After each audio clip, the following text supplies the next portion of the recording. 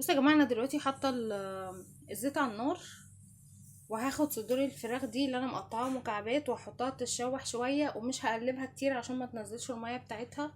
بصوا الفلفل اللي هنا ده اختياري، يا اما تحطوه حراق شطه، لا اما مثلا فلفل عادي بارد. انا عن نفسي هعمله بارد لان احنا ما بنحبش الشطه. دلوقتي انا حاطه الطاسه على النار ومغطيه عليها، ونشوف بقى هنعمل ايه مع بعض. بصوا يا بنات، انا اهو الفراخ على النار، امي بتقلبها اهي. هي المفروض ما تتقلبش كتير عشان ما تنزلش ميتها، بس انا برضو احاول ان هي ما تنزلش ميتها. هشوحها شويه كده،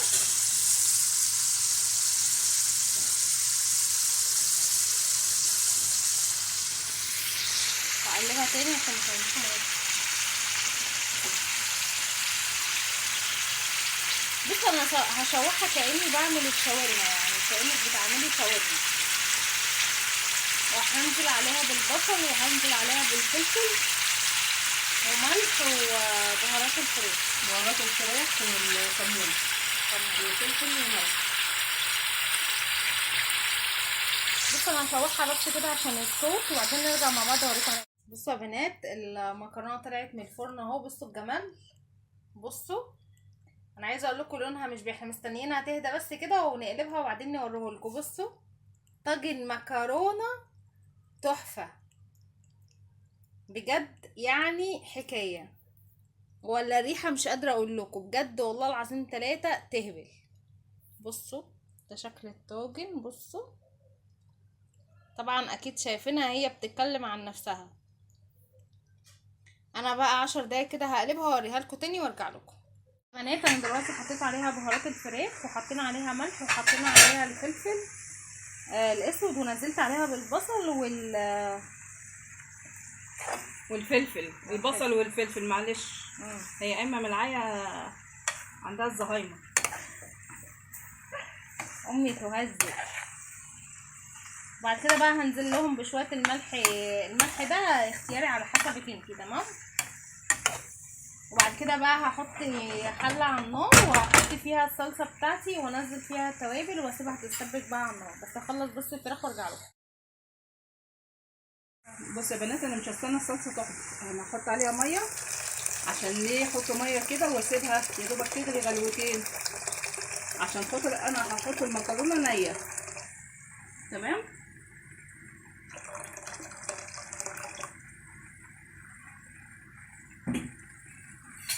هنسيب بقى الصلصه تغلي وتحبك، وهي بعد كده هننزل فيها لا احنا مش هنطبخها عشان خاطر هنحط المكرونه نيه.